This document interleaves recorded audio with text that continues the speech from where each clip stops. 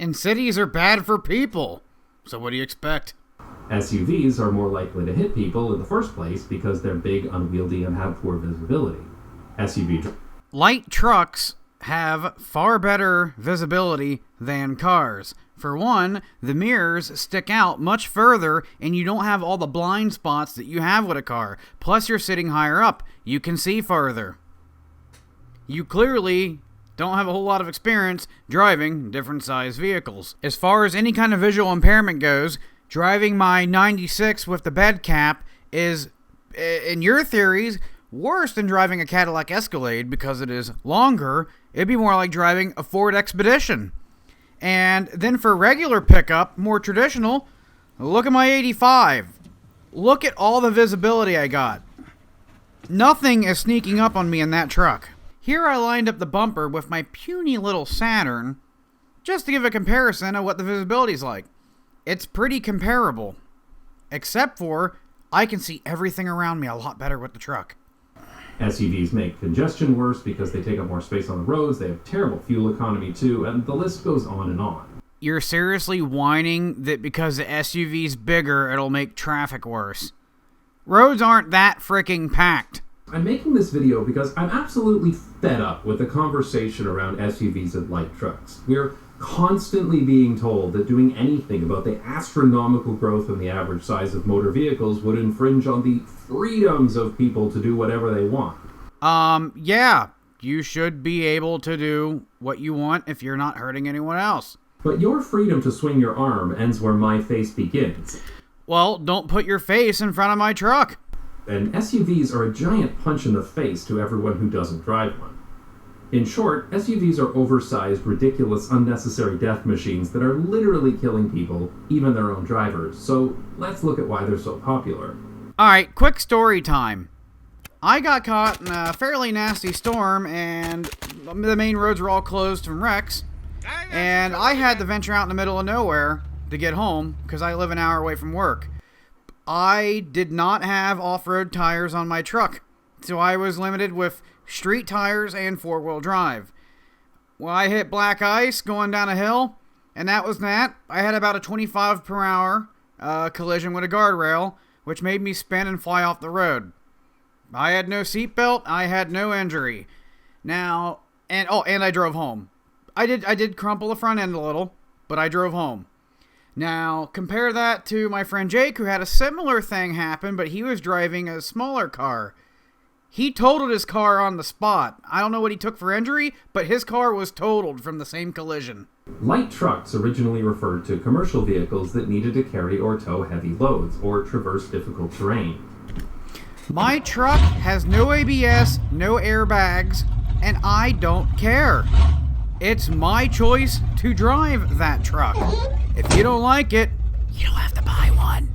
But what really kicked off the explosion of SUVs was, ironically, fuel efficiency regulations. Which is some absolute bullshit. You should be able to have a vehicle of whatever fuel efficiency you want. You're the person who's going to pay for it at the pump.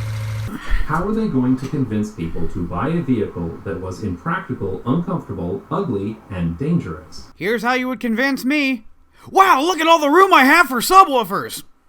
Hey, you might live in suburbia and work a super lame desk job in a business park, but you're still the kind of guy who might maybe someday go on a camping trip, and this is the car to do it in. No, don't look at that significant and more practical car over there. Station wagons are for losers and boomers. Note the lower suspension. That could be a serious issue when off-roading. It's not fun when you start scraping your vehicle. This also turned road safety into an arms race.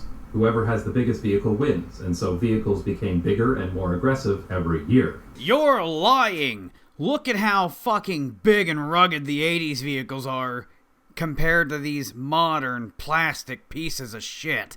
When we lived in Brussels, for example, we owned a Toyota Aygo, which was perfect for our family, but Toyota doesn't even sell. That thing couldn't haul my cock. No, seriously, what the fuck? You couldn't haul anything with that. Except that this is one of the largest Sherman tanks from World War II.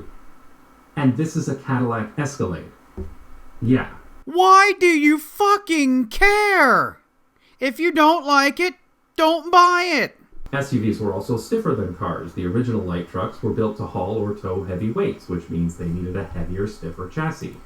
And I can tell you right now, with all the hauling I've done with my light trucks, I actually should have a much heavier truck. My suspension doesn't keep up, and I am definitely breaking laws with the amount of weight I put on my shit. But when there's a job to get done, I get it done. Because I'm that American you were talking about. Keep her straight and bring her back. You're looking good. That's good. Good? That's good. Yep, you're good. Park and brake, everything. That's good. All right.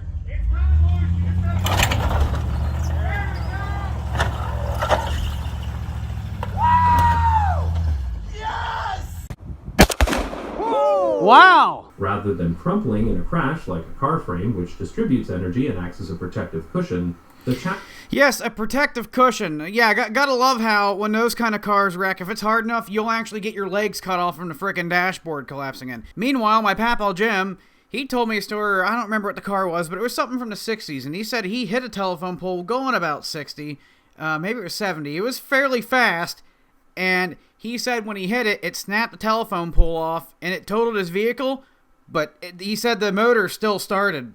And it would still run after he hit that telephone pole. You hit a telephone pole that fast in a modern vehicle, you're not going to live to talk about it. But when a regular car and an SUV crash into each other, the bigger, higher, stiffer vehicle doesn't line up with the smaller car's safety features, which can make the crash. I like how he's complaining about how SUVs are tall when they have shorter suspension than most trucks. People hit by SUVs are also more likely to hit their head on the ground or go under the vehicle thanks to their high ground clearance. And in case it isn't obvious, it's a bad thing to be underneath a gigantic, heavy, light truck. Speaking of being underneath vehicles, if you come to America again, could you do us a favor and lay down on the highway and count transmissions for us? The advocacy group Kids in Cars put 17 children in front of an SUV. Okay, why would you have children almost underneath your vehicle? You'd think this guy doesn't drive.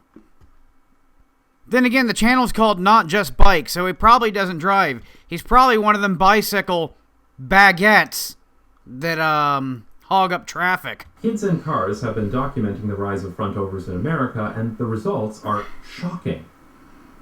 But before we move on, I want you to look at this chart and understand what you're seeing. Alright, let's see. 1990s as early as I can go. We'll call that 193,000. So some of this information is misleading right here, and here's some basic math for you. We have a 41% increase of vehicle registrations from 1990 to 2018. Yeah, the gap is bigger than that, but the gaps start to look a lot smaller when you look at the number per vehicle. In any civilized society, this information alone would be enough to regulate the hood design of SUVs and light trucks. Alright, why the fuck are kids sitting in front of your vehicle? I once drove across Texas in the middle of a once-in-a-decade snowstorm, and there was literally a light truck in the ditch every few miles, while my rear-wheel drive Oldsmobile pushed through without any issues. Really? I've been seeing quite the opposite problem. Because the people with their trucks that can go off-road know how to drive off-road, they can handle driving in snow, and they usually got meaty tires meant for the climate. And the little dude in the rice burner with the bald tires is the first to fly off the road. Is obsessed with status, less likely to volunteer or feel a strong connection to their communities, less giving, less oriented toward others, more afraid of crime, more likely to text and drive. Oh my god, afraid of crime? Yeah, you should be like, yeah, more crime! More crime! The majority of the people I know drive pickup trucks, and none of these describe them. Except for one of them I am no longer friends with.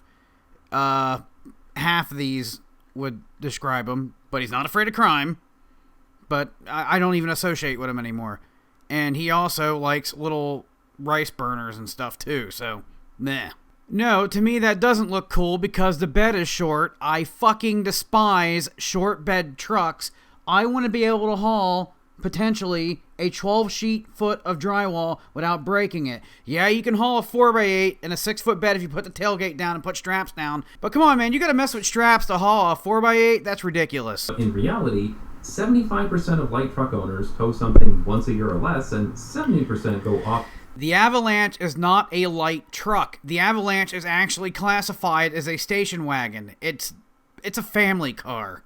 I know this isn't the topic of the video, but where is this house at? Is this house made of drywall on the outside? The most outdoorsy people I've met, those who regularly go hiking or camping, drive something like a Subaru Outback wagon because they're actual adventures. Alright, let me tell you something right now. It is a known fact that all women Subaru drivers are ditch lickers. A wise man told me this. Also, I need to reiterate, any kind of person I know that does any kind of off-roading, mudding, camping, they use a 4-wheel drive, full-sized pickup truck. The smallest thing I've seen is a Dodge Dakota. And the Dutch in particular are famous for vacationing with their caravans pulled by normal cars. Though this... The amount of weight I haul in my bed would blow out the transmission of normal cars. It would blow out the transmission of even modern trucks. At least of the same weight class. Their briefcase and their fat ass, and most people don't use a briefcase anymore. This is particularly true with so-called luxury SUVs. We all know these aren't hauling shit, right? Alright, me and you are actually on the same page here. I fucking hate any kind of luxury vehicle. I don't like any unnecessary bullshit. Vehicles are meant to get shit done. But just because I don't want an impractical vehicle with a bunch of stupid bells and whistles that are going to break and make you have to spend more time working on it and more money on parts, doesn't mean somebody else isn't allowed to do it. Go ahead, knock yourself out. I'm not the one paying for it. We can't just ignore this and say it's personal choice, because SUVs are a huge problem for cities. Oversized SUVs take up more space and make congestion worse. Longer vehicles mean fewer cars get through a light. This is fucking silly. Oh my god, the vehicle's bigger, so it's gonna take up slightly more space. Oh jeez. And parking, which is already disastrous in cities, is even worse because of SUVs, which take up more space at the curb. Then make the parking bigger. It's an easy concept. Hell, even in fake London, these stupid things don't even fit in the giant parking spaces. That's not fitting in the parking spot because the jackass is backed up too far. Look how short that bed is. What is that, a fucking 5-foot bed? That doesn't even look like a 6-foot bed. There's no truck there. That thing is an SUV. And that thing is short. Alright, where the hell is this guy? Millionaire Lane? SUVs are wider, too. Look at how much less space a cyclist has in a world full of light trucks. What's a cyclist doing on the road? Go ride on a damn trail. Get off the road. We don't like bikes on the road. And of course, SUVs don't just hit people in bike lanes or crosswalks. Their off-road capability means it's easier for them to jump the curb. Even your low-to-the-ground shitbox can jump the curb without problem. Hell, I've been dumpster diving with Jake, who drove a Volkswagen Jetta at the time, and when the quickest path involved going off-road and over the sidewalk, that's what the fuck he did. It scraped, but it made it through. SUVs are the second largest factor in the rise in emissions from Alright, I'm not even gonna get into a whole bucket of shit that is global warming! So I'll just post an America Uncovered episode that talks about it more clearly, so you don't get your panties in a bunch about global warming.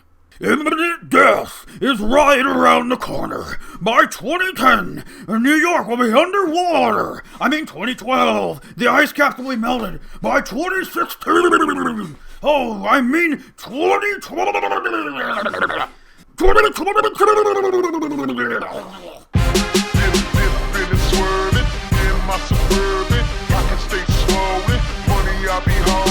This is going to cause a huge problem with the necessary transition to electric vehicles, too.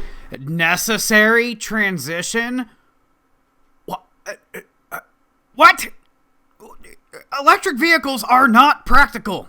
Yes, let's switch to these vehicles that put a strain on the power grid, which is mostly powered by coal, because people like you are too afraid of nuclear energy or anything that actually works and is legitimately sustainable. So we just gotta go to this half-ass system. And you know what? Yeah, the battery's going to be made with lithium. Yeah, let's get these lithium mines going that actually fuck up the earth way more than getting fuel out of the ground. Genius! For the electric Hummer, the batteries alone weigh more than an entire typical European car. Why the fuck is there an electric Hummer? It makes no sense to make a heavy vehicle electric. You can't haul with it, not for any period of time. But the gut reaction from many North Americans is to call these death machines. But why? Because a fart could fucking destroy that thing. We should be moving to lighter electric vehicles that require smaller batteries with better range, lower cost, and fewer resources needed. That vehicle probably could not get me from home to work on a single charge. Can that thing handle 2 hours of driving on one go? I doubt it. And okay, I gotta say, what the hell is up with the sport in sport utility vehicle? Are we really that stupid? It's called a sport utility vehicle because it's made for soccer moms who want to take their kids to soccer.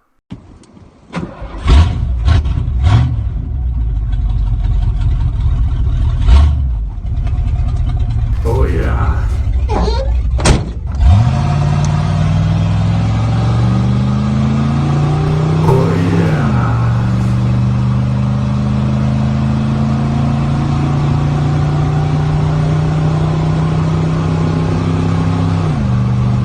So at this point in the video, I've likely pissed off every truck owner, and they're furiously writing long, angry comments about how they absolutely require an SUV for whatever reason. So let's say you live somewhere. Whatever reason. Like literally, they're killing us. Soy boy, I need more soy. Oh, give me the soy. Oh. You know, I actually would like to have a lifted, jacked up station wagon. They already come with fucking big ass V8s in them. Would love to have one of those old Ford ones that has a tailgate that opens in both directions. This means that the actual usable space inside is shockingly low. The monstrously large Cadillac Escalade has 25. You call that monstrously large? It's smaller than a full-size pickup. Don't tell this guy about the Ford Expedition. Car-smashing bumper. What fucking bumper? All I see is a block of plastic. That's not a truck. Show me a real truck. I'm not saying that you can't carry stuff in an Escalade, only that you don't need an Escalade to carry stuff. That trailer is fucking nothing. Have you ever tried to move a bunch of stuff with a station wagon? I have many times. It's a wide open rectangular cuboid of spacious goodness.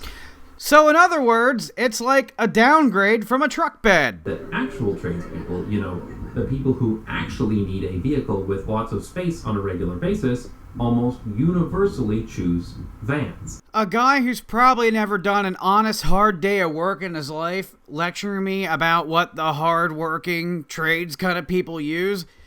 Yeah, no, if you're hauling a lot, you've got a pickup truck and a trailer you're hauling behind it. And it's probably a diesel truck because the gasser ain't got enough motor to move all that shit. I really struggle to understand how a DHL delivery driver can do his job with a Kangoo van, but a middle-aged suburbanite thinks they need a Chevy Silverado to buy groceries. Look, mister, you're missing the fucking point. It's like that same kind of argument. Well, why does he need a gun that's got that much firepower? He doesn't need it. I don't want it, so why should he have it? It's funny you keep bitching about trucks when you're probably the first person to go, oh, you got a truck? Can you help me move this? Oh, how am I going to move this couch? Oh, jeez, can you help me? Oh, I need you to pick up this washer from the store. And then you probably bitch about their truck behind their back when they're not helping you out. The advocates complain about the insane growth in oversized trucks in our cities. A bunch of people come out of the woodwork claiming that those drivers really need that cargo space. I'm going to come out of the woodwork and say it's none of your fucking business what they need or want. You don't have to buy it if you don't like it. But consider that the Ford F-150 was the single most popular vehicle sold in America in 2022. And then I would tell you that those Ford F-150s aren't what they used to be. And look at that fucking bed. There's no bed. Where's the bed? Literally number one. Yet 40 years ago, in 1982, the number one vehicle was the Ford Escort. Are you seriously telling me that The Ford Escort, a cheap piece of shit that was unreliable and hard to work on? Again, we're actually in agreement. Trucks with small beds are stupid. The whole point of the truck is the bed. Don't get me wrong, I would love a crew cab long bed, but they have a high cost, and I'm a cheap motherfucker. there's been a surge in interest in older pickup models as actual contractors seek vehicles that are more practical And more reliable and easy to work on. They're easier to load because they're lower to the ground, easier to maneuver and park at job sites, and Bullshit! You don't know the whole story because you don't know what you're talking about. Yes, the area you load is lower to the ground, but actually these older trucks have higher ground clearance because there's less of this body shit in a way. You both get better clearance and it's lower to the ground. It is the best of both worlds. They knew how to make them back in the day. so what are we going to do about it? The first solution is to close the light truck loophole that allows these ridiculous vehicles on the road in the first place. Light trucks should be required to meet all... How about the consumer buys what they want to buy, and we actually get less restrictions so we can have quality trucks built like how they built them in the 70s and 80s. All your stupid regulations is why these modern vehicles suck so bad. Cities in particular should be doing a lot more to regulate SUVs. They go against every goal that cities have. To reduce the effects of climate change, to reduce pedestrian... Yes! They're also going to reduce the effects of Santa Claus. Cities should tax vehicles by weight and limit vehicles with Taxation is theft. Fuck off. I'm glad you're not in my country. bumpers that are too high or require commercial driver's licenses to operate them. Do you realize how hard it is to get a CDL? You would put so many more American companies out of business by requiring a CDL to drive a basic fucking truck, you retard. Licensing and insuring SUVs should be more expensive too. And since a big part of road safety is the kinetic energy of the crash, which comes from mass and velocity, then if the weight keeps increasing, we should be decreasing the speed. In other words, cities can and should be lowering... Motherfucker, do you realize how heavy vehicles used to be not a terribly long time ago? And don't go, but the speed limit's on the highway, man. That was a retarded way to try forcing people to conserve gas. They made the speed limit a maximum of 55 miles per hour everywhere. Again, fuck off. Complaining that these vehicles are too heavy and are getting too big when we fucking came out of the era of the American muscle where everybody had big V8s like 455 rockets and fucking Ford 460s just ripping and tearing ass. These are all great ideas, but right now cities are doing basically nothing to stop the spread of SUVs and pickup trucks.